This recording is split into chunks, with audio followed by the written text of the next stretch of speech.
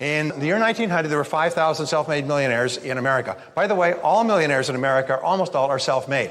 When I was young, I used to feel sorry for myself because I didn't have any money. Wah, wah, wah, wah. And then I found that nobody has any money.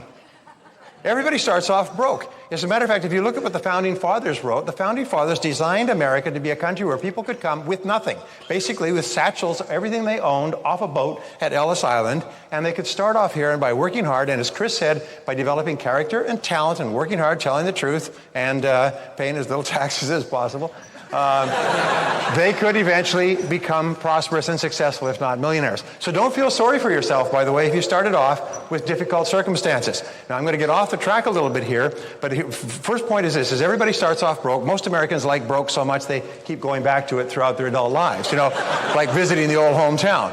But here's the point, and there's a wonderful line from Joe DiMaggio. Joe DiMaggio once said, there's no rich men's sons in the major leagues. He said they don't have the stomach for it. He said they don't have the hunger. They don't have the guts. They don't have the drive. He said rich men's sons grow up soft. He said all the hitters in the major leagues grew up hard. So if you had a difficult childhood and you didn't have a lot of money and your mommy and daddy didn't love you the way you wanted them to love you and so on, if you had a difficult childhood coming up, you should thank God every single morning because it's given you the character and the guts and the determination and the grit that will enable you to be successful. Yes.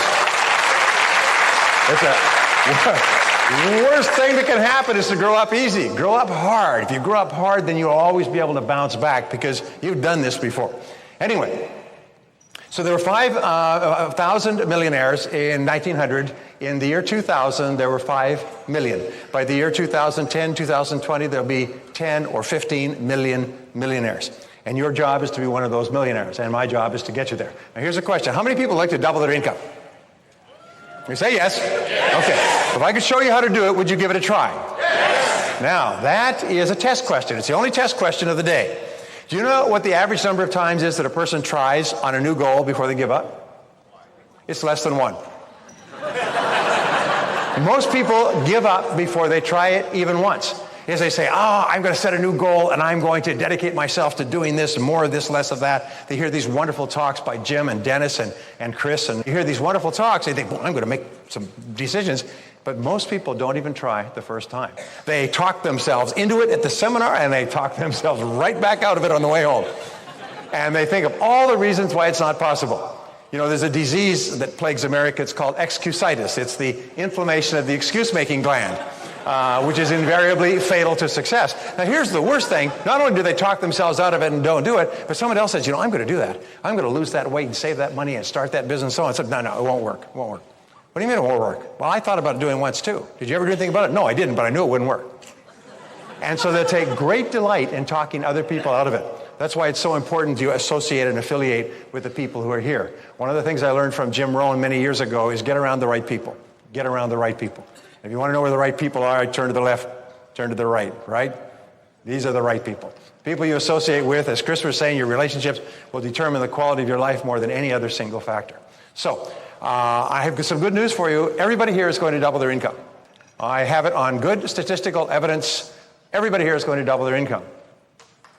Yes, yes. If you live long enough.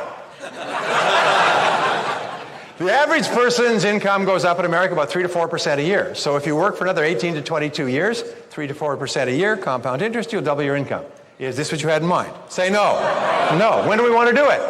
Now. All right. Now, I have to show you something. This is a chart. I hired a consultant to come in and work for me some years ago when Dale and I were working together, and he was going to study every part of my business. At the end of it, he left me with a lousy T-shirt and this graph and a bill for several $1,000s. But I think the graph was worth it because the graph is a picture that once you have it, you could apply it not only to your life, but to different aspects of your life. And I'll show you what this graph is.